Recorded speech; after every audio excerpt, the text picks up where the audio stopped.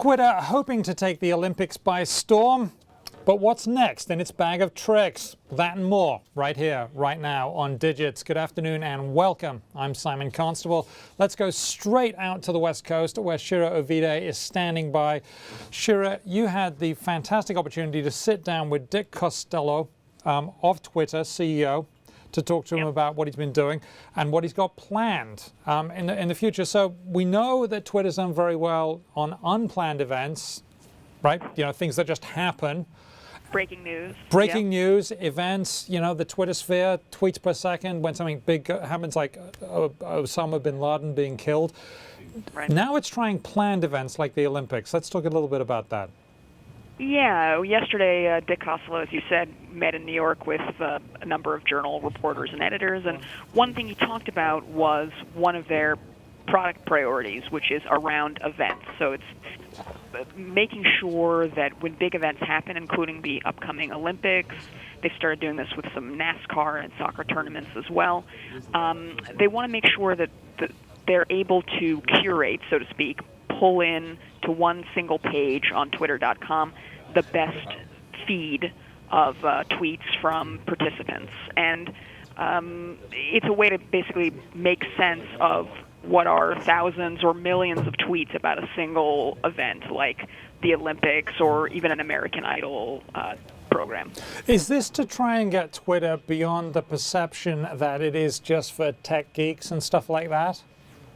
I mean, that's part of it, right? That Twitter believes it needs to make itself more accessible to regular people. I think Dick Costolo said yesterday that they want to move from a service that a lot of people have heard about to a service that a lot more people use. And there is a big gap between Twitter, which has 140 million active monthly users, and Facebook, which has more than 900 million active monthly users. So, you know, there is a gap there that Twitter can mine to get more regular folks onto the service, and this events pages are certainly part of that. Yeah, and it's got $8.4 billion valuation compared to Facebook's, which is, we think, around or up there near 100 billion. Now, this curation, okay, this sounds very corporate to me, and I'm thinking one of the charms of Twitter is that it isn't curated, and that it is a complete sort of fest of terrible and brilliant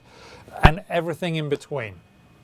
I think it's a fair point. I mean, look, there's no way that Twitter is going to be able to do this for everything. It just doesn't have enough manpower. The way they're curating these events pages, it's kind of a combination of computer algorithms and people.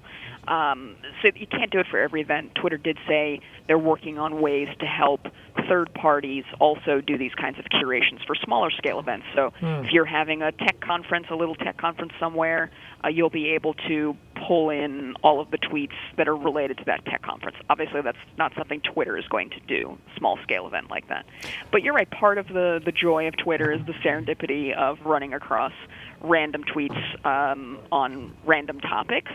And you know, around events, if they're making choices, it doesn't happen that way. And also, Shira, it's also sometimes there are very unpopular or unorthodox views on it. And what's a curator? If it's a corporation, what's a curation mode of operation going to be? Is it going to be, oh, we don't want to have that as part of the curation because that might be an unpopular view? When indeed, and then that gets down into, well, what have you got? Are you sanitizing something which is inherently unsanitary? In a way, because it's everything. It's sewage and everything in there.